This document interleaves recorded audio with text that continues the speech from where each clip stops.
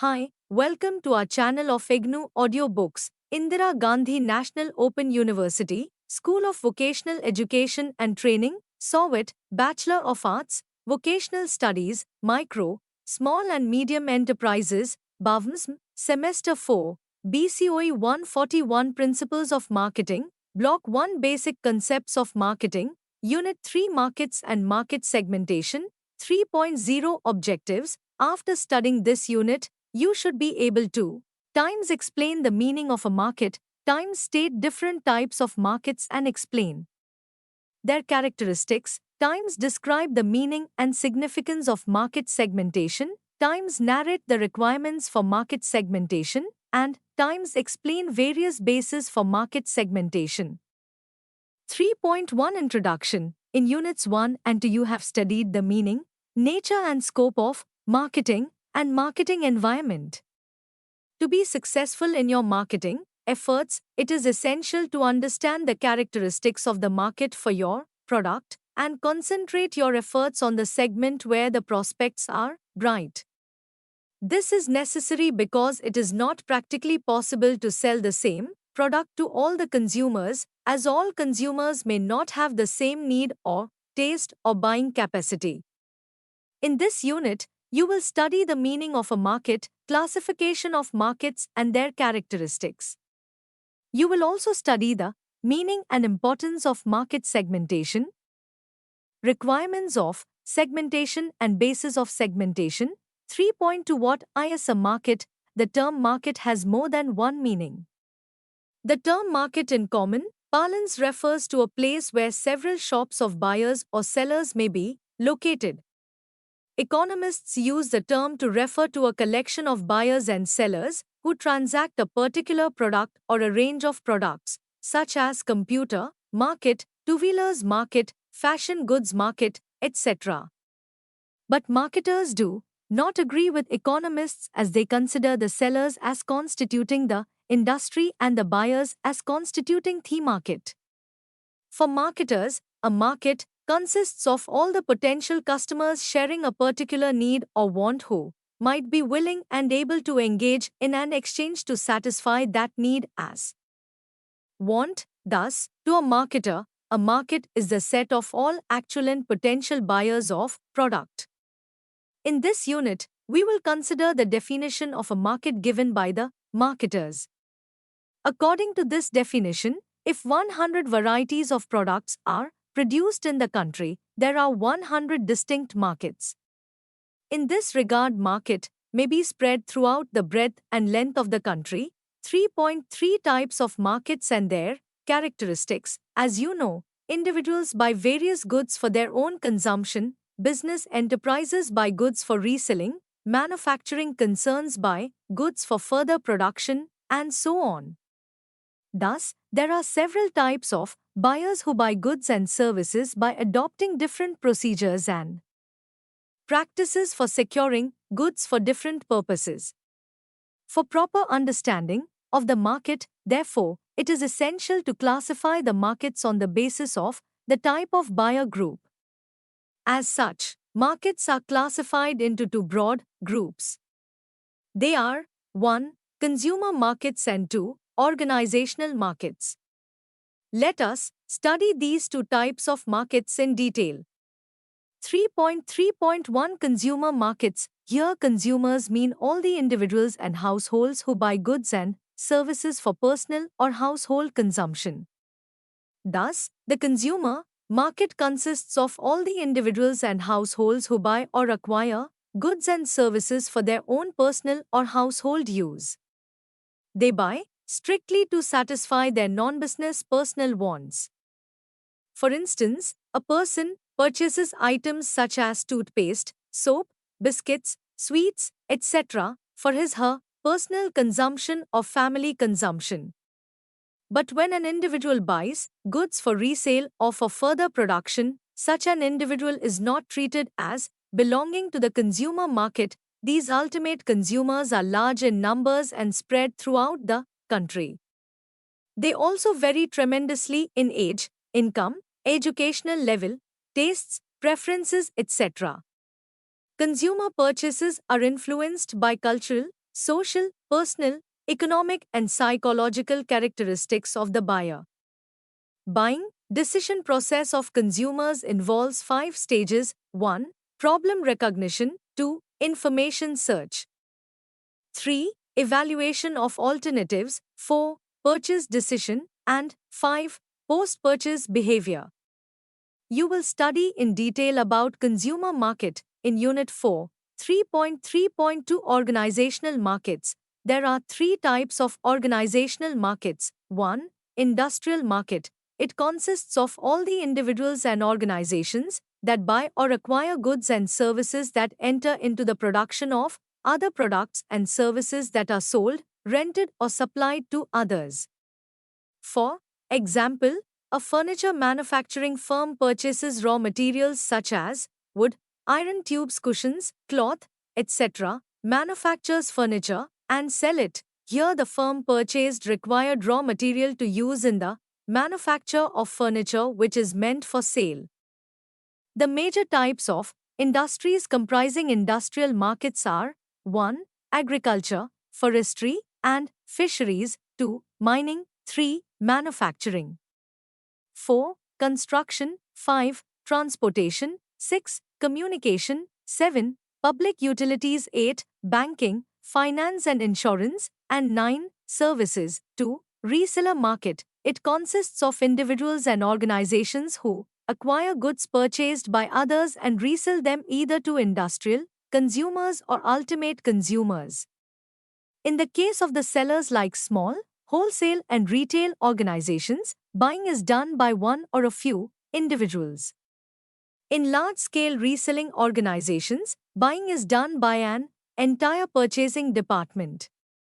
When the resellers buy new items, they go through a buying process similar to the one shown for industrial buyers, which we will discuss later in this unit.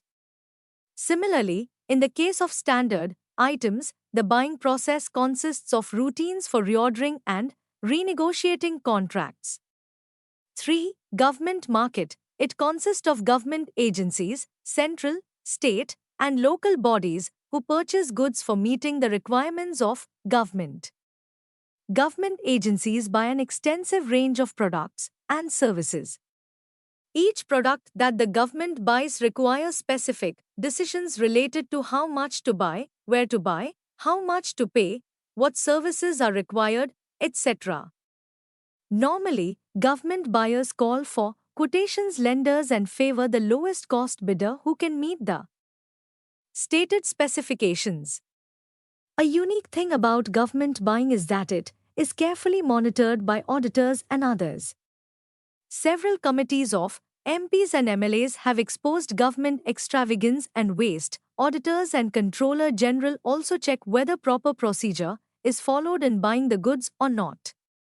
Many newspaper magazine groups also investigate to know how government agencies spend the public money. As government organizations are accountable to public, they strictly follow certain procedures which involves lot of paperwork. A number of forms must be filled and approval of concerned authorities is required before purchases are made. Marketers have to find a way to cut through the red tape.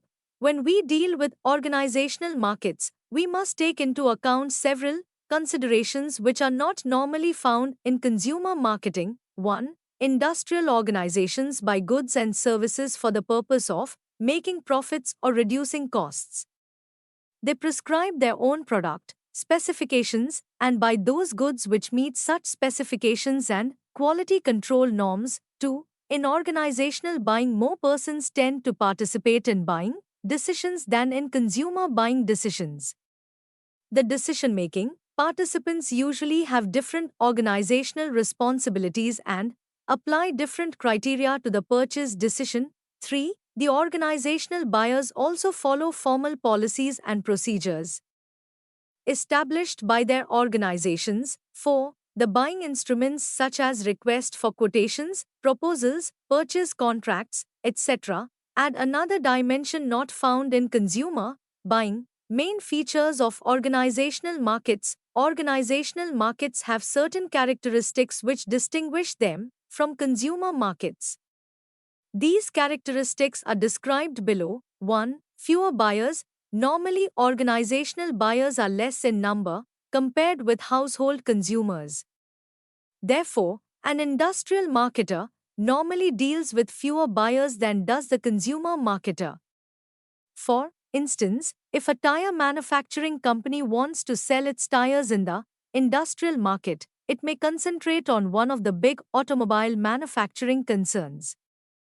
When the same firm wishes to sell tires to consumers, vehicle owners, it has to contact a few lakh vehicle owners. To larger buyers, organizational buyers normally require large quantities of goods, whereas household consumers require smaller quantities. Thus, industrial buyers are large-scale buyers. Even among industrial buyers, a few large buyers normally account for most of the purchasing. In such industries as motor vehicles, telephone, soaps, cigarettes, synthetic yarn, etc., a few top manufacturers account for more than a substantial part of total production.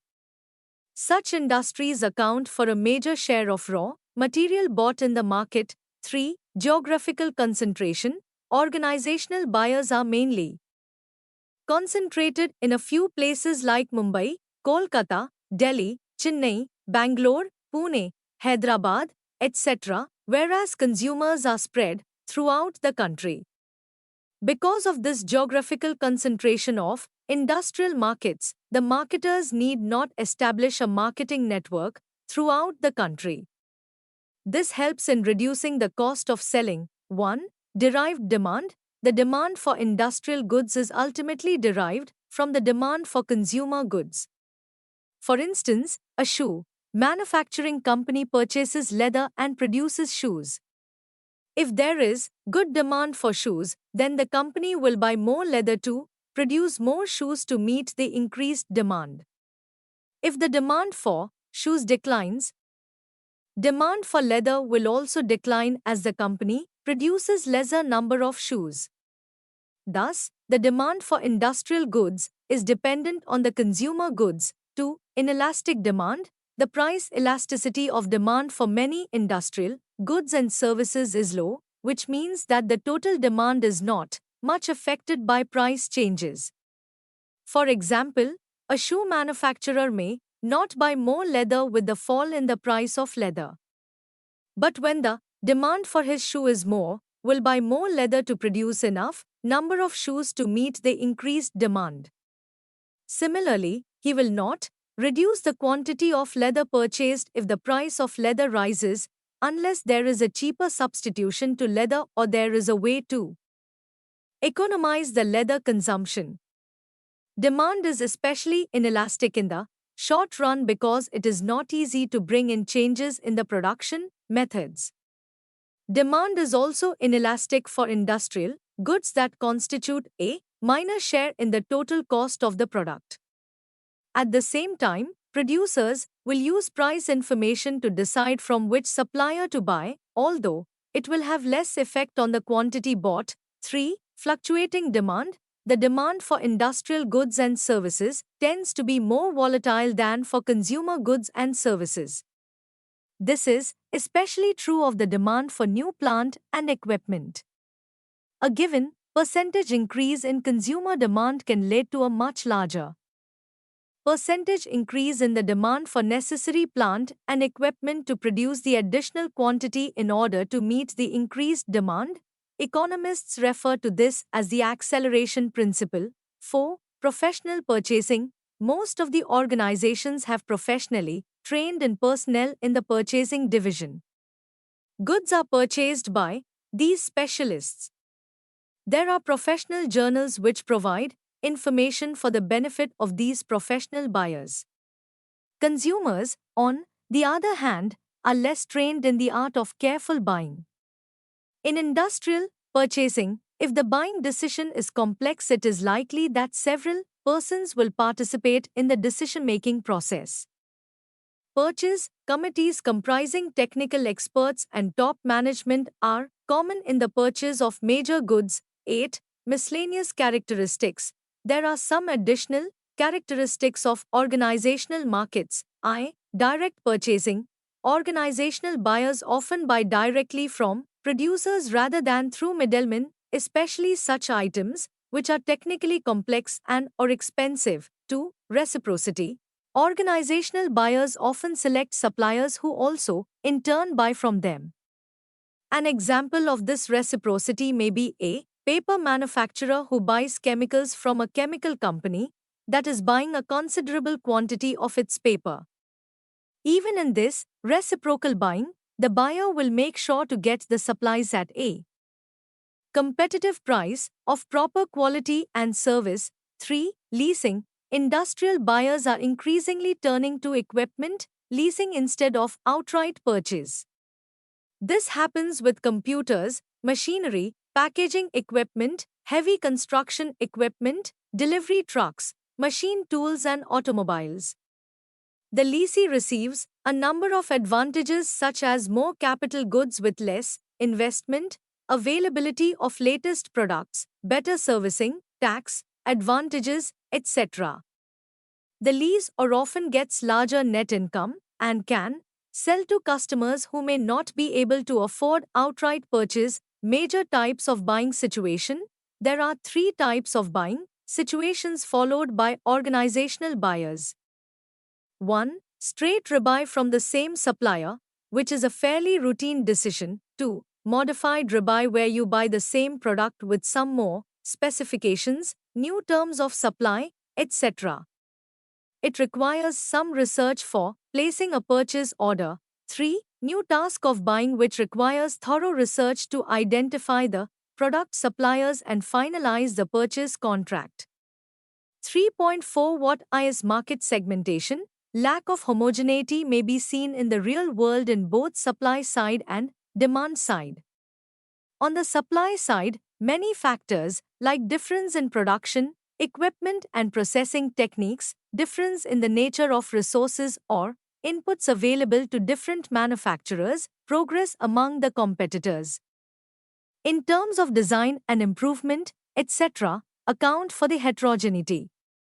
As a result, imperfect markets in which firms lack uniformity in their size and influence are common. This problem may be solved to some extent by market segmentation. Now the question is, what is market segmentation? As you know, a market refers to a set of all actual and potential buyers of a product. It means that buyers in the same market seek products for broadly the same function.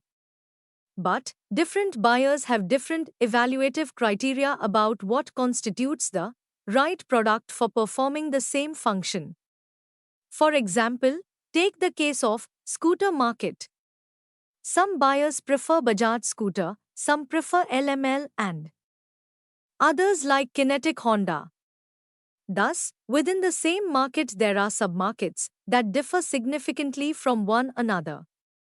This lack of homogeneity within the same market may be due to the differences in buying habits, the ways in which the product is used, motives for buying, etc. Therefore, it is necessary to divide the market into homogeneous submarkets for successfully marketing the product. Market segmentation, thus, is the process of dividing the total market into one or more parts, submarkets or segments, each of which tends to be homogeneous in all significant aspects. Based on the above discussion, now we can say that a market segment refers to a submarket, a part of the market which is homogeneous in all significant aspects. The strategy of market segmentation involves the development of 2 or more different marketing programs for a given product or service, with each marketing program aimed at a different market segment. A strategy of marketing segmentation requires that the marketer first clearly defines the number and nature of the customer groupings, market segments, to which he intends to offer his product or service. This is necessary, though not sufficient, condition for optimizing efficiency of marketing effort against those segments of the total market where it is likely to yield higher return on effort and investment. The alternative strategies of market segmentation are 1. Undifferentiated marketing. 2. differentiated marketing, and 3. Concentrated marketing. In undifferentiated marketing, the marketer exposes only one product and tries to draw all buyers with one marketing programs. Differentiated marketing involves designing of separate products and marketing programs for each segment. Usually, this strategy is costly due to product modification costs, production cost, administrative costs, inventory costs, and promotion costs. Unless the segments is substantial, these costs may prove to be a burden to the marketer. In concentrated marketing, the marketer concentrates all his efforts in one or a few lucrative segments only. In general, homogeneous markets are best exploited by undifferentiated marketing. The differentiated or concentrated marketing is adopted in the case of heterogeneous markets. The stage of the product in its life cycle is also a relevant factor in this regard.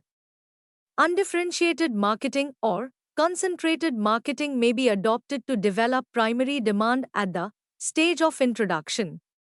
Even the strategy of concentrated marketing may be employed at this stage.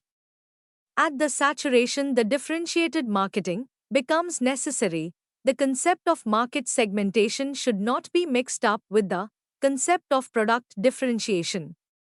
These two are only related product strategies. Product differentiation is resorted in order to differentiate one's product from a competitor's product and thereby eliminate price competition. This strategy is usually adopted by companies selling standardized products, such as soaps, to a fairly homogeneous market. To reduce competition, many resort to both market segmentation and products differentiation. Market segmentation is resorted in order to penetrate a limited market in depth, while product differentiation is used to secure breadth in the market.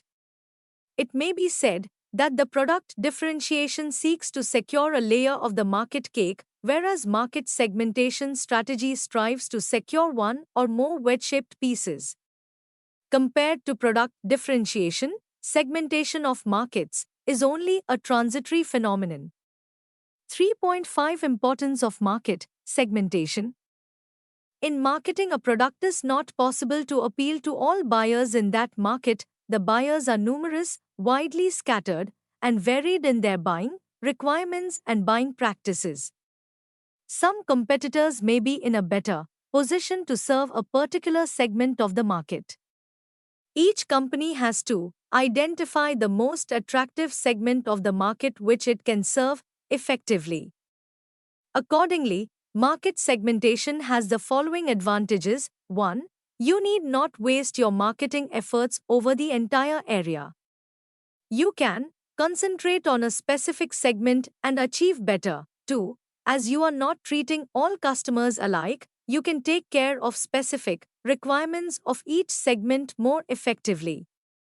3. It helps to pay proper attention to particular areas. 4. Market segmentation enables you to frame and adopt separate policies to meet the needs of the different buyer groups. 5. You can use the advertising media effectively by developing promotional programs specifically for each segment. 6. More efficient use of the marketing resources is possible. 7. Each of the 4 Ps of the marketing mix, product, price, promotion, and physical distribution, can be designed with the target market in mind. 3.6 Requirements for segmenting a market. The variable on the basis of which the market is segmented should be capable of measurement and quantification. It should not be merely a subjective phenomenon. For this measurement, adequate data should be available or be capable of being collected. If the data is not available and not quantifiable, the segmentation will be difficult or unscientific. The objective of segmentation is effective direction of marketing efforts to specific segments. Therefore, the segments themselves should be accessible through various channels of distribution, advertising media, sales force, etc. If the accessibility is difficult, segmentation will become meaningless. The purpose of segmentation is, sometimes, to evolve separate marketing programs or develop separate products to cater to the needs of separate segments of consumers. So the segments should be large enough to warrant such efforts. Otherwise, various diseconomies in production, marketing, inventory holding, etc., may arise. To be useful, market segments must exhibits the following characteristics: measurability. It is the degree to which the size and purchasing power of the segments can be measured. Certain segmentation variables are difficult to measure. For instance, it is difficult to measure the size of the segment of teenage smokers who smoke primarily to rebel against their parents. Accessibility. It refers to the degree to which the segments can be effectively reached and served. Suppose a perfume manufacturing company finds that the regular users of its brands are unmarried men who are out late at night and frequently visit bars. Unless this group of men lives in a specific locality or do shopping at certain places, for the company it will be difficult to identify them and reach them. When markets are segmented, each segment should be accessible and approachable. Substantiality. The segments should be large enough to make efforts yield enough profits. A segment should be the largest possible homogeneous group, worth going after with a definite marketing program. For example, for an automobile manufacturer, it may not be profitable to develop cars for a category of persons whose height is more than 7 feet, because the number of such persons will be few. Actionability. It is the degree to which effective programs can be formulated for attracting and serving the segments. A small tourist car operator, for example, identified 7 market segments, but its staff was too small to develop separate marketing programs for each segment. 3.7 Basis for segmentation. As you know, market segmentation means dividing the market into several homogeneous submarkets or segments. Now the question is, what is the basis of segmenting the market? In fact, there is no single way to segment a market. A marketer has to try different segmentation variables to view the market structure. You have learnt that the market can be broadly divided into 2 categories: consumer market and organizational market. But this is too broad a segmentation. We need to identify some of the widely used based for segmenting these two broad market segments, i.e., organizations' markets and consumer markets. Now let us start with the basis of segmenting consumer markets. 3.7.1 Basis for segmenting consumer markets. Broadly, there are 4 bases for segmenting the consumer market. They are 1. Geographic, 2. Demographic, 3. Psychographic, and 4. Behavioristic factors. These are also presented in Figure 3.1.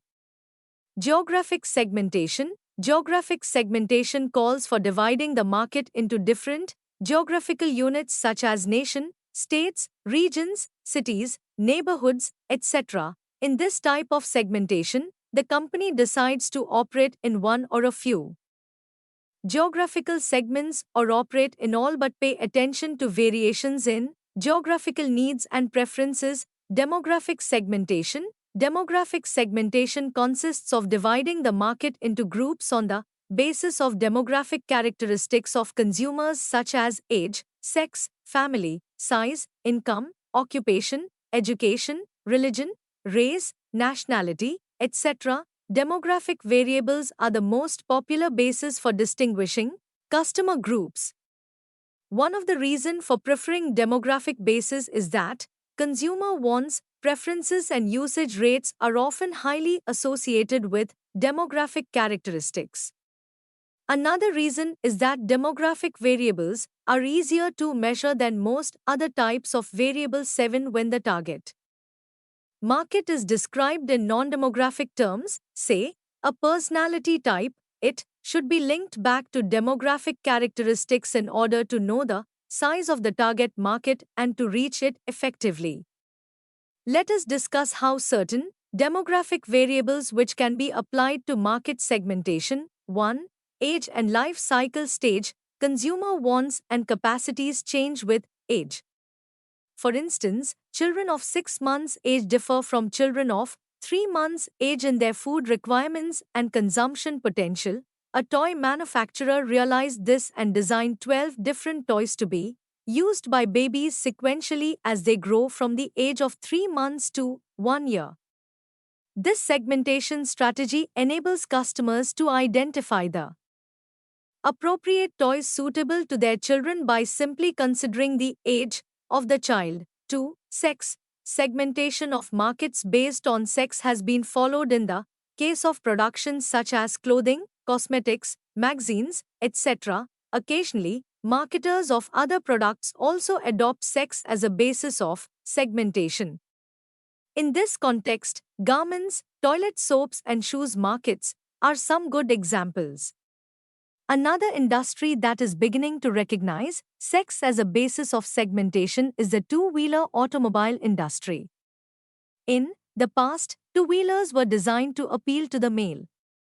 With the increase in the number of working women, some manufacturers are studying the opportunity to design scooters suitable for women. 3. Income. Income is another basis of segmenting the markets for automobiles, clothing, cosmetics, and travel. Other industries occasionally adopt this basis. However, at macro level, the per capita income of a person or family can be a basis for segmentation. Accordingly, segmentation could be made in terms of low, middle, and higher income groups. Price may be the sole criterion to fit into particular per capita income group. It is more so at the lower levels of income. As the income goes up, other non-economic considerations or bases have a greater influence. Psychographic segmentation. In psychographic segmentation, buyers are divided into different groups on the basis of their social class, lifestyle, personality characteristics, etc. People within the same demographic group can exhibit very different psychographic profiles. Let us understand about some of the psychographic bases of segmentation. 1. Social class. Social class has a strong influence on the person's preferences in cars, clothes, home furnishings, leisure activities, reading, habits, and so on. Many companies design products and services keeping in mind specific social class and adopt the marketing strategies that appeal to that social class. 2. Lifestyle. People's interest in various goods is influenced by their life styles. In fact, the goods they consume express their lifestyle. Marketers of various products and brands are increasingly segmenting their markets by consumer lifestyles. For example, a manufacturer of blue jeans may design jeans styled for a specific male group. Each group may require different jeans designs, price, advertising appeal, outlets, and so on. Unless the company identify the specific group and adopt a suitable marketing strategy, its jeans may not appeal to anyone. 3. Personality. Marketers also use personality variables to segment markets. They design their products with appropriate brand images that correspond to consumer personalities. Behavioristic segmentation. In behavioristic segmentation, buyers are divided into groups on the basis of their knowledge, attitude, use, or response to a product. Many marketers believe that behavioristic variables are the best starting point for identifying market segments. In this category, the following bases are adopted to segment the markets. 1. Occasion. Buyers can be distinguished according to occasion when they get the idea of buying or make a purchase or use a product. For example, tourist travel is influenced by occasion related to festivals, vacations, etc. A tourist bus operator can specialize in serving people during one of these occasions.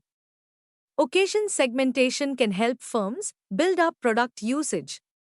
For example, fruit juice may be commonly consumed during a tour, A juice producing company can promote its orange juice in tourist areas. 2. User status. Many markets can be segmented into non users, ex users, potential users, first time users, and regular users of a product. Companies which enjoy the higher share of the market may be particularly interested in attracting potential users. Potential users and regular users require different kinds of marketing appeals. 3. Usage rate. Markets can also be segmented on the basis of extent of usage of the product as light, medium, and heavy user groups. This is also referred to as volume segmentation. Heavy users are often a small percentage of the market but account for a high percentage of total consumption. 4. Loyalty status. As you know, consumers are loyal to brands, stores, and other entities. A market can also be segmented by consumer loyalty patterns. Let us consider here brand loyalty. Suppose there are 5 brands A, B, C, D, and E. Buyers can be divided into 4 groups according to their loyalty status. 1. Hardcore loyalists who buy one brand all the time. Thus, a buying pattern of A, A, A, A represents a consumer with undivided loyalty to brand A. 2. Softcore loyalists who are loyal to 2 or 3 brands all the time. Thus, a buying pattern of A, B, A, B represents a consumer with a divided loyalty between A and B. 3. Shifting loyalists who shift from one brand to another. The buying pattern A, B, would suggest a consumer who is shifting brand loyalty from A to B. 4. Switchers who show no loyalty to any brand. The buying pattern A, C, E, B, D would suggest a non-loyal consumer. Each market is made up of the above 4 types of buyers, and to approach each buyer group, different marketing strategies are required. A brand loyal market is one with a high percentage of the buyers showing hardcore brand loyalty. Thus, the toothpaste market seems to be fairly high brand loyal market. Companies selling in a brand loyal market have a hard time gaining more market share, and companies trying to enter such a market have a hard time getting in. 5. Attitude. Consumers of a product can be classified by degree of their enthusiasm for the product. 5 attitude classes can be distinguished: enthusiastic, positive, indifferent, negative, and hostile. If you adopt a door-to-door campaign for your product, sales personnel who are involved in the campaign can assess the attitude of the households and decide about the time to be spent with them. More time may be spent with enthusiastic prospects reminding them to buy. Trying to convince negative and hostile prospects would be a waste of time. To the extent that attitudes are correlated with demographic descriptions, the organization can increase its efficiency in reaching the best prospects. 3.7.2 Basis of segmenting organizational markets. Organizational markets can be segmented with many of the same variables used in segmenting the consumer goods markets. Organizational markets can be segmented geographically and by several behavioristic variables: benefits, sort, user status, usage rate, loyalty status, and attitudes. In particular, there are 3 commonly used bases: 1. Type of customer, 2. Size of customer, and 3. Type of buying situations. Type of customer. A common way to segment industrial markets is by end users. Different end users often seek different benefits and can be approached with different marketing mixes. As explained earlier, major types of industrial markets are: I. Agriculture, forestry and fisheries; 2. Mining; 3. Manufacturing; 4. Construction; 5. Transportation; 6. Communication; 7. Public utilities; 8. Banking, finance and insurance; and 9. Services. This is an accepted classification known as Standard Industrial Classification code. Each of this type is further divided up to very minute levels and, accordingly, directories of industries are published. Customer size is another variable used for segmenting organizational markets. Many companies set up separate systems for dealing with major and minor customers. For example, Steelcase, a major manufacturer of office furniture, divides its customers into two groups as major accounts and dealer accounts. Accounts of large and reputed companies come under major accounts. Such accounts are handled by national account managers working with district field managers. Smaller accounts are categorized as dealer accounts.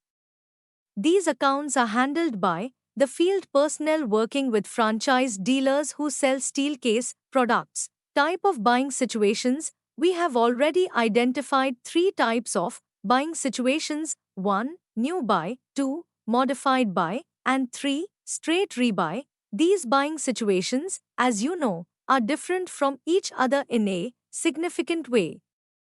An industrial seller can segment his market on this basis of buying situations and adopt marketing strategies accordingly. Look at Figure 3.1 carefully. It summarizes the discussion on basis of segmenting the markets. Figure 3.1 Basis of segmenting the markets. Look at the screen. 3.8 Market targeting. By applying the learning from the market segmentation, you as a business manager will be able to identify your firm's market segment opportunities. These opportunities have to be evaluated to select either one or a number of strategically significant segments for launching your marketing program. It is a stage where the firm has to evaluate different segments and decide how many and which ones to target for. This method is called market targeting. A target market is defined as a set of buyers sharing common needs or characteristics that the company decides to serve. It is very important to select the target market to which the company decides to serve because knowledge about how do the consumers decide, what are the criteria of buying products, the characteristics and lifestyle of the targeted customers can help the marketers to develop a suitable marketing strategy. Every marketing strategy involves marketing expenditure and the return on a market program. This can be identified if we are able to know the target market for which the marketing program is targeted. It is observed from research that a majority of the marketing expenditure is actually wastage of company resources as they are spent on non-buyers. So an understanding of the nature and characteristics of the target market will help the marketer to derive higher returns on a marketing program. Knowledge on the target market and its growth and changes in attitude will help the marketer to modify and design new marketing programs for the success of the enterprise as a whole. Hence, an understanding of the target market and measurement of their attractiveness is a key decision in marketing. 3.8.1 Evaluation of potential targets. After the firm has identified the target markets, the next task is to evaluate the target segments. The marketing manager should look at 5 factors for evaluating each segment. They are segment size and worthwhileness, segment measurability, segment attractiveness, accessibility of the segment, company objectives and resources. The company should first collect and analyze data on size of the current segment, growth rates in the past and the likely rate of growth from the market indicators for the future on short-term and long-term basis, and expected profitability from each segment. One of the best ways to calculate the profitability is to find out through the calculation of response elasticity. Response elasticity can be calculated by taking past marketing expenditures as independent variable and the returns from the past marketing expenditures in different periods of time. A graph of response elasticity where responses, sales, on the y-axis and the Corresponding marketing expenditures on the x-axis is a sufficient indicator about the profit growth potential in each of the segments. The myth of marketing says that the fastest growing and largest size markets may not be so for a long period of time. Hence, future profitability may slow down as more competitors will enter into the business looking at the profit potential, so a marketer should be careful about this behavior of the market. The segments identified should be also measurable from its size and market share from the potential market. The segments should also be evaluated from the point of view of accessibility, as there may be a very attractive segment available but the cost to reach at that segment and serve the segment will be higher compared to segments where potential may seem moderate. The Indian rural market suffers from this problem of accessibility. The company should also evaluate the resources available for market coverage. If the company lacks the skill and resources, then it should concentrate on markets geographically closer or with a higher density if potential customers in limited markets called a niche segment. 3.8.2 Market Targeting Strategies. You have learnt the meaning of targeting. Let us now look at what are the various strategic options available to the marketers for targeting their products and services in the market. The targeting strategy will largely depend upon the kind of product market coverage that the firm takes for the future. The resources, capabilities, and intent of the respective firms influence this product market coverage decisions.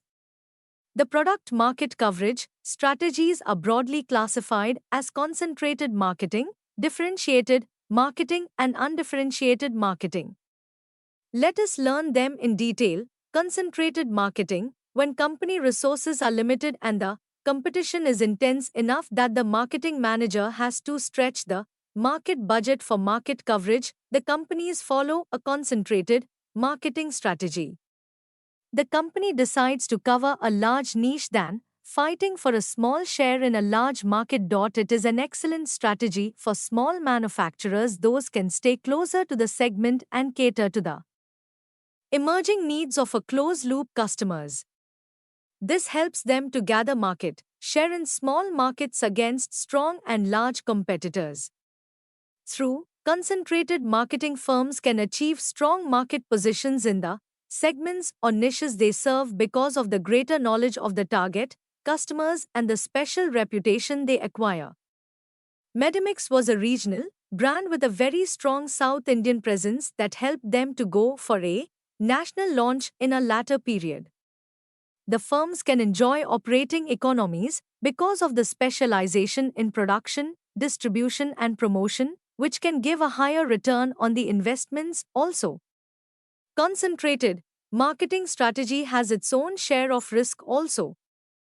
Looking at the profit potential, large competitors may decide to enter into this market, which may ultimately lead to a takeover bid by the large player in business. Differentiated marketing. In differentiated marketing strategy, marketers target several market segments and design separate offers for each segment.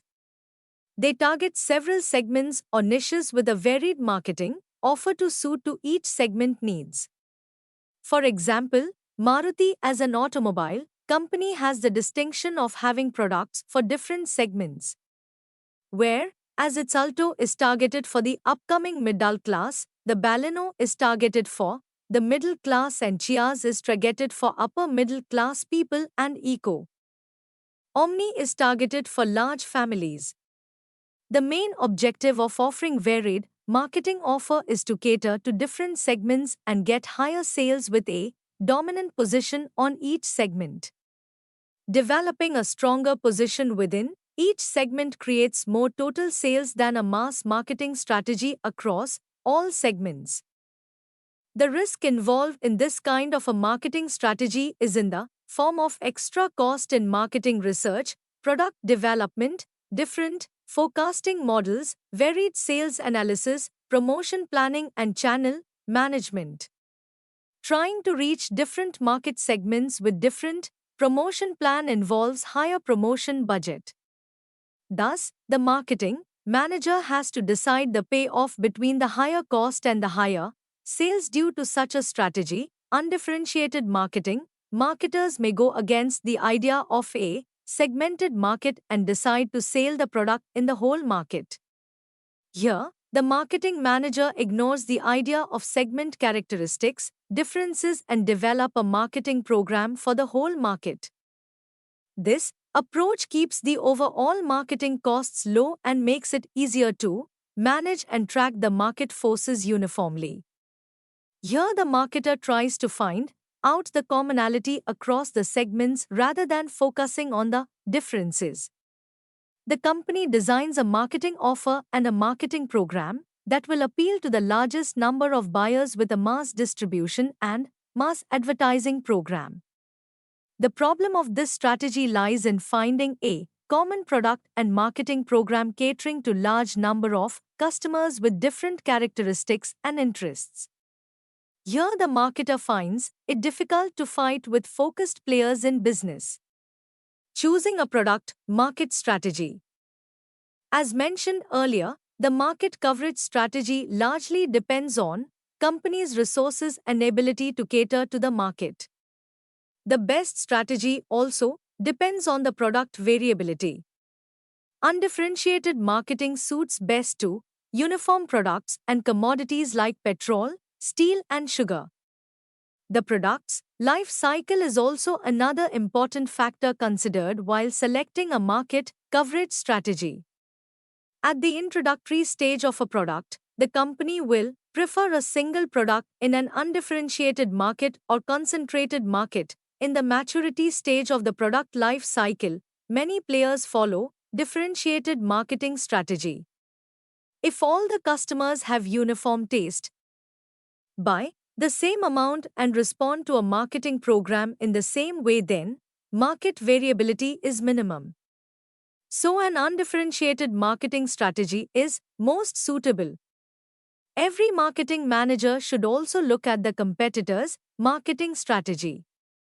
If the competitor is following a differentiated strategy with specific offer for distinct segments, then an undifferentiated marketing strategy will be fatal to follow in the market, but the vice versa is a suitable strategy for the marketer. Check your progress.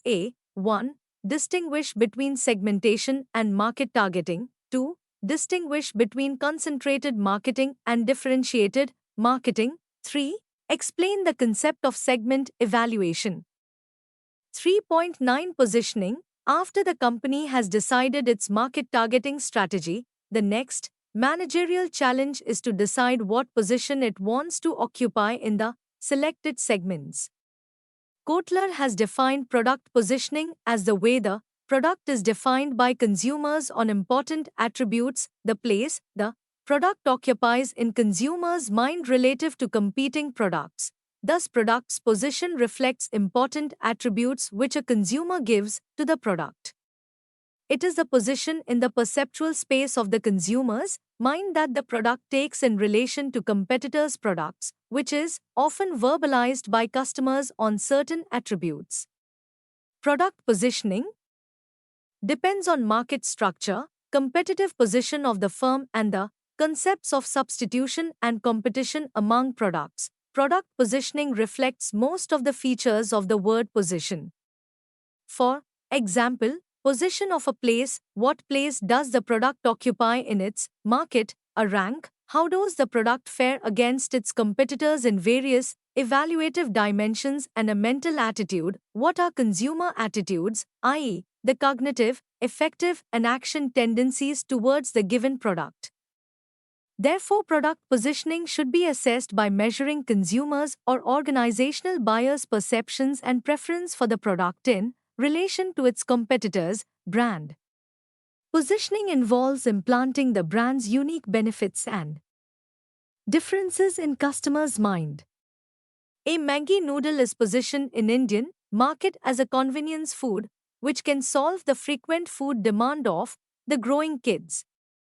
Dove soap is positioned as a premium brand in the market with high moisturizer content which can be used as a face wash also. Vicks VapoRub is positioned as a rub exclusively for the purpose of cold and cough relief. 3.10 Repositioning. Repositioning is a critical decision in marketing. The manager can go for repositioning due to two reasons: with the failure of the current positioning strategy due to the three positioning mistakes like under-positioning, over-positioning and confused positioning, the opening up of another positioning opportunity due to evolution of the customers on value life cycle, or emergence of new technology to redefine the structure of competition. Brand managers normally undertake brand tracking and monitoring studies to identify the gap between the desired positioning or stated position through brand communication and the perceived position by the customers. Any substantial gap in these two measures will warn the brand managers to go for a reposition decision. Similarly, the customers and their value expectation from a brand undergo change over a period. Brands, symbols and ideas prevalent in one period may not stand significant at a different time due to this value migration of customers. Therefore, a customer-centric company will prefer to reposition the brand in this changing context.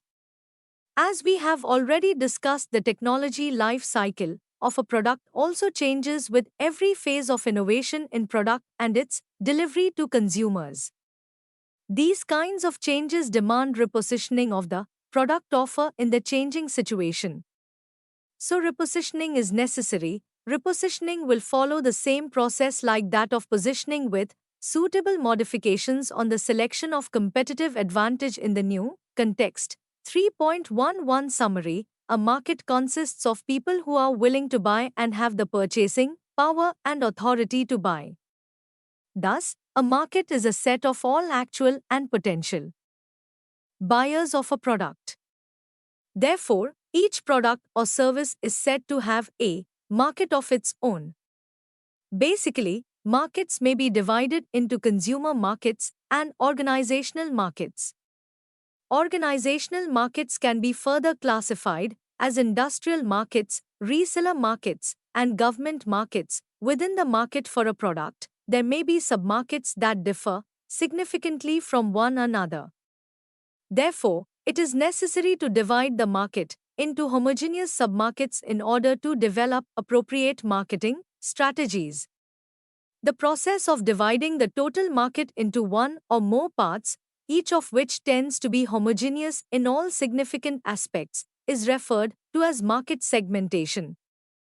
Due to certain limitations of the producer, he has to concentrate only on one or a few segments of the market. To make your promotional and selling efforts more effective, you may have to select the appropriate market segment and concentrate on that segment. Such a segment will become your target market. There is no single way to segment the market. The commonly used basis for segmenting the consumer markets are geographic, demographic, psychographic, and behavioristic characteristics of the consumers. Similarly, the organizational markets can be segmented on the basis of customer type, size of customer, and type of buying situation. Whatever base you may select, the basis should be measurable. The data and segment should be accessible, and the segment should be large enough to be profitable.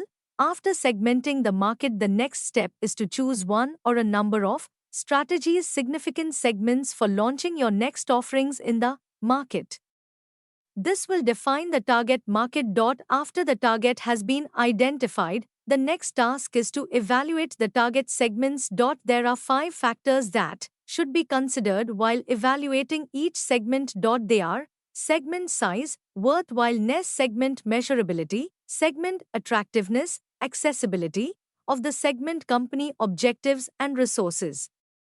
After this, the next step is formulating market targeting strategies. There are broadly 3 categories: with concentrated marketing and undifferentiated marketing. Once the company has decided its market targeting strategy, the next challenge is to position the product. It is very important to differentiate your product. The market is ever changing. Keeping this in mind, a company needs to prefers to reposition its brand in the market. Thank you for watching. We will see you in the next video with next chapter.